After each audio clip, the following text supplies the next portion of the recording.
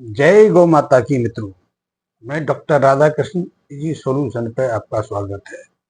एक विशेष research work के लिए बाहर गया था, इसलिए 1.5-2 महीने से मैं कोई वीडियो नहीं डाल पाया। इसका मुझे अफसोस है, लेकिन अब मैं अपने गौपालक मित्रों को, जो मित्र गौपालन करते हैं, डेयरी चलाते हैं, उनकी गाय के पालन में रुचि है, लेकिन क्योंकि देसी गाय हमारी लाभ नहीं देती है, खर्चा देती है, क्योंकि दूध बहुत कम देती है, वो गर्भ भी धारण नहीं कर पाती है, उसकी बछिया को तैयार होने में 3 से 3.5 महीने का समय लग जाता है। और बैल तो अब काम ही नहीं आते, क्योंकि खेती में उनका उपयोग नहीं होता है। भार बहन के लिए भी, यात्राओं के लिए भी हम बैलों का उपयोग नहीं कर पाते हैं। तो ऐसी स्थिति में हमारे गौपालक मित्रों को गाय रखने में, गाय की सेवा करने में एक बोझ जैसा अनुभव होता है। उनके ऊपर आर्थिक एक भार आ जाता है, इसलिए बहुत सारे मित्र पर्याप्त प्रयास करके भी गौपालन के कार्य को जारी नहीं रख पाते हैं। और ऐसी स्थिति में वो दुविधा में फंस जाते हैं कि गाय पालन कैसे करें। और इसीलिए इतने प्रयास गाय को बचाने के लिए, गाय के संरक्षण के लिए, गाय की संख्या बढ़ाने के लिए हो रहे हैं। लेकिन हम देख रहे हैं कि निरंतर हमारी गाय, हमारी जो देसी गाय है, जो हमारी गौमाता है, उसकी संख्या निरंतर घट रही है। गाय हमारी अस्मिता है। हमारी वैदिक संस्कृति की 3 प्रमुख पहचान रही है। इसमें पहला है गंगा का स्थान, दूसरा है गाय का स्थान, और तीसरा है गायत्री का स्थान। गंगा हमारी जीवनदायिनी धारा है। गंगा ने इस सभ्यता को जन्म देने में प्रमुख भूमिका निभाई है। इसलिए गंगा का बहुत प्रमुख स्थान है। गंगा की शुरुआत तो गौमुख से होती है, लेकिन यहाँ वो बंगाल की खाड़ी में जाकर गिरती है, इस पूरे भूभाग को सिंचित कर देती है, खेती के योग्य बना देती है, हमें भोजन ग्रहण करने में, जीवन यापन करने में विशेष मदद करती है। गायत्री हमें बौद्धिक क्षमता प्रदान करती है, हमें तीक्ष्ण बुद्धि देती है, हमें योग्यता प्रदान करती है, हम नए अन्वेषण कर पाते हैं और हर जो ज्ञान के क्षेत्र हैं उसमें कुशलता प्राप्त करने की प्रयास करते हैं। और इसी ज्ञान बुद्धि के कारण हम हजारों हजारों सालों तक दुनिया का मार्गदर्शन करते रहे। और तीसरी जो गौ माता है, वो तो हमारी जीवनदायिनी माता है। एक माता वो है जो हमें जन्म देती है, और दूसरी माता जो है कि जननी जन्म देने के बाद हमें स्वस्थ रखती है, हमें आगे बढ़ने में मदद करती है, हमें मानसिक रूप से संतुलित रखती है। हमारे लिए विशेष उपयोगी है, क्योंकि ये हमारे स्वास्थ्य की रक्षण करती है, बौद्धिक क्षमता की रक्षण करती है, हमारे संस्कारों को बनाए रखती है, हमारे परिवार में स्नेह और जो प्रेम भाव का जो वातावरण है उसमें बनाने में मदद करती है। इसीलिए हम देख रहे हैं कि जब से हमने गौपालक का संरक्षण छोड़ा है, गौपालन गाय को अपने घर से बाहर निकाला है, हमारे परिवार में कई तरह के कलेश, कई तरह की कुरीतियाँ, कई तरह के विस्वाव पैदा हो गए, और उसका परिणाम हम देख रहे हैं। संस्कारों में तेजी से क्षरण हो रहा है, हमारा स्वास्थ्य बिगड़ रहा है, हमारे मध्य जो स्नेह भाव रहता था वो टूट रहा है। इस सब का परिणाम यही है कि हमने गौ माता को अपने घरों से बाहर निकाल दिया। लेकिन हमारे बहुत सारे गौपालक मित्र हैं, वर्षों से अथक प्रयास कर रहे हैं गाय का संरक्षण करने के लिए, गाय को जिंदा रखने के लिए, गाय की संख्या बढ़ाने के लिए। लेकिन पर्याप्त प्रयास करने के बावजूद भी हम कामयाब नहीं हो पा रहे। अब तो सरकारें भी इसमें बहुत कुछ करने को प्रयास कर रही हैं, फिर भी गाय की संख्या निरंतर घट रही है। ऐसे में हमने कुछ विशेष प्रयास किए हैं। हम चाहते हैं आप भी उन प्रयासों को अपनाएं, और निश्चित रूप से आप गौपालन में जो कष्ट अनुभव करते हैं, गौपालन में जो आपको आर्थिक हानि का सामना करना पड़ता है, आप गौपालन को सुचारू रूप से जारी नहीं रख पाते, इस छोटे से प्रयास से निश्चित रूप से आप गौपालन के माध्यम से एक अच्छी शुरुआत कर पाएंगे, अपनी आर्थिक स्थिति को सुधार पाएंगे, और कई अन्य लोगों को जो गौपालन में रुचि रखते हैं लेकिन आप अपनी आर्थिक स्थिति के कारण उसमें आगे नहीं बढ़ पाते, ऐसे लोगों को अवसर भी प्रदान कर पाएंगे। तो मेरा इस अनुरोध ये है कि हमारे देश में कम से कम 1.25 करोड़ से लेकर 2 करोड़ गौवंश ऐसा है जो बेसहारा है, जो सड़कों पर विचरण करता है, वो कई तरह की दुर्घटनाओं का कारण भी बनता है। और हमारी गौशाला में बहुत सारी ऐसी गाय हैं जो सक्षम है, दूध भी दे सकती हैं, वो बच्चों को जन्म भी दे सकती हैं, लेकिन एक तरह से हमारे ऊपर आर्थिक बोझ बनती चली गई, क्योंकि दूध उत्पादन क्षमता कमजोर है। और दूध उत्पादन क्षमता ये इसीलिए कमजोर है कि कई पीढ़ियों से हमारी गौ माता को पर्याप्त पोषक तत्व नहीं मिले, निरंतर वो कुपोषित रही हैं। और ये अब आधुनिक अध्ययनों से प्रमाणित हो चुका है कि जो गौ माताएं हमें दिखाई देती हैं हमारे पास हैं, उनमें से अधिकांश गौ माताएं या तो बहुत ज्यादा कुपोषित हैं या कम कुपोषित हैं, लेकिन ये निश्चित है कि 100%, 100% गौ माताएं कुपोषित हैं। इसलिए उनका ना तो शारीरिक विकास आंतरिक रूप से हो पाता है, ना बाहरी रूप से हो पाता है। तो मैं ऐसे मित्रों को जो गौपालन का कार्य करते हैं, जिनके पास गाय हैं, जिनके पास गौशाला हैं, या जो डेयरी का कार्य करते हैं, वो छोटा सा प्रयास करके देखें। प्रयास यही है कि यदि आपके पास 2-3 महीने की बछिया है, या बछिया आप खरीद सकते हैं। हमारे देश में अभी तो हमारे जो पशुपालन विभाग है, उसने 51 से ज्यादा देसी गौवंश की पहचान की है। आपको जानकर आश्चर्य होगा, इन 51 गौवंश की में तो कई ऐसे गौवंश हैं जिनको नामकरण ही नहीं किया पड़ा। और हमारे देश में करीब करीब आज 19 करोड़ से ज्यादा गौवंश हैं।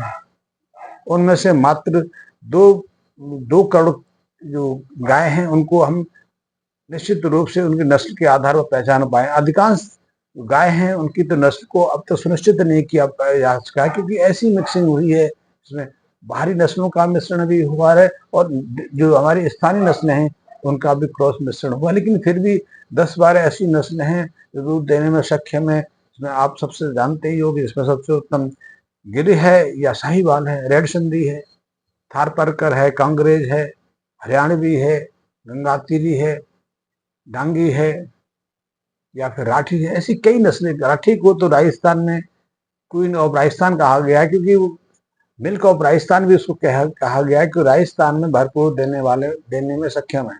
तो आप इनमें से किसी भी गाय की बछिया ले सकते हैं। बछिया तो आपको सहजता से 3-4 हज़ार मिल जाएगी। अच्छी जो गाय है जो 20-25 लीटर दूध देती है, यद्यपि कहते हैं इतना दूध देती नहीं है, क्योंकि देसी नस्ल की जो गाय हैं उनकी सुचारू रूप से सेवा नहीं कर पाते, इनके आहार पर ध्यान नहीं दे पाते। हमारा एक तरफ ध्यान रहता है सिर्फ दूध की क्वांटिटी पर। हमें सोचना चाहिए कि ये गाय 10 लीटर प्रतिदिन दूध देती है, इसका अर्थ है कि प्रतिदिन वो कम से कम 15 ग्राम कैल्शियम निकाल देती है।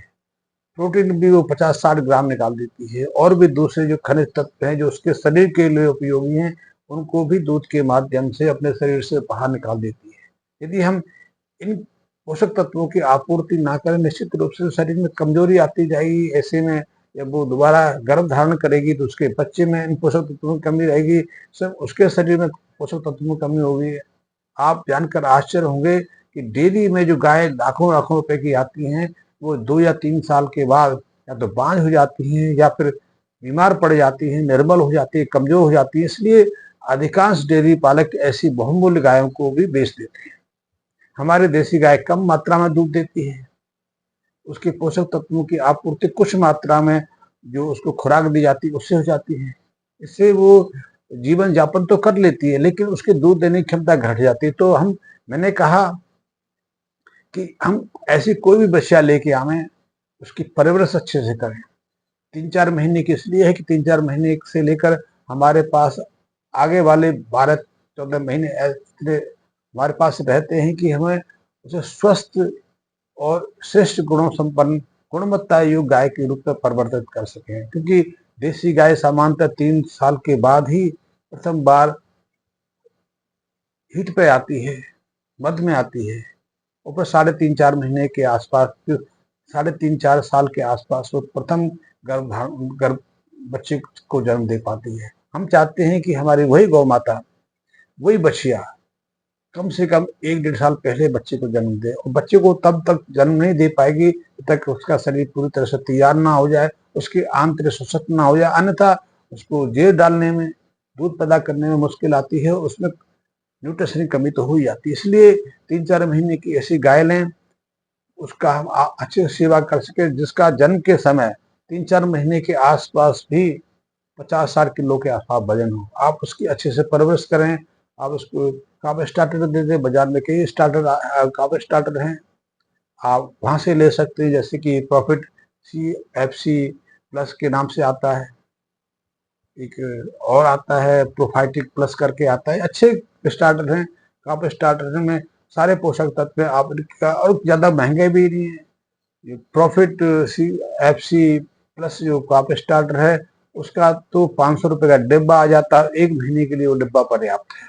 उसमें आपके बछिया को सारे पोषक तत्व सहजता से मिल जाते हैं। और यदि आप उसको दूध के साथ प्रथम 2-3 महीने तक अपने बछिया को माँ का दूध पिलाना आवश्यक है, कम से कम 2 या 3 लीटर, या फिर आप बाहर का दूध लेके दे सकते हो, क्योंकि 3-4 महीने तक हमारी गाय की बछिया जो है उसके अंदर ह्यूमन का विकास नहीं हो पाता। उसकी जो अतड़ियाँ हैं, उसकी जो पाचन तंत्र है, उसमें सामान्य जो उसका आहार है उसको पचाने की क्षमता विकसित नहीं हो पाती है।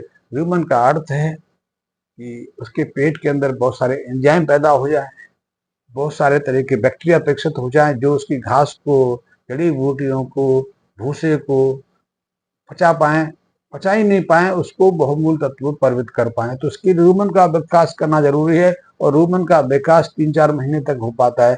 3-4 महीने तक आप घास देंगे, भूसा देंगे, कुछ ऐसी चीजें देंगे तो आपकी बछिया को पचेंगे नहीं, इसलिए उसको पोषक प्राप्त ही नहीं हो पाएंगे। तो पोषक तत्व पर्याप्त मात्रा में प्राप्त हों इसके लिए उसको दूध देना आवश्यक है, और दूध के साथ में काप स्टार्टर देना आवश्यक है। शुरू में आप 50 ग्राम के आसपास काप स्टार्टर दे सकते हैं। काप स्टार्टर प्लस दूध देने से उसके जो शारीरिक विकास में तेजी आती है, और वो आने जो आगे के 3-4 महीने हैं वहां तक पहुंचते पहुंचते 90 से 100 किलो की हो जाती है। जब वो अपने सामान्य आहार को सेवन करना शुरू कर दे तो आप उसको हरा चारा देना शुरू कर दे।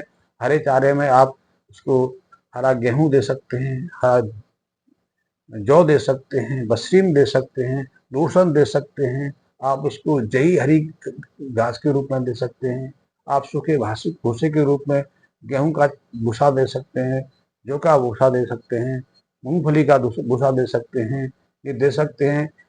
और साथ में उसको दाना देने की आवश्यकता है। दाना आप घर में बना सकते हैं। दाना में आप इसकी मूंग जैसे कि मक्खी का दाना है 40% के आसपास वो ले सकते हैं।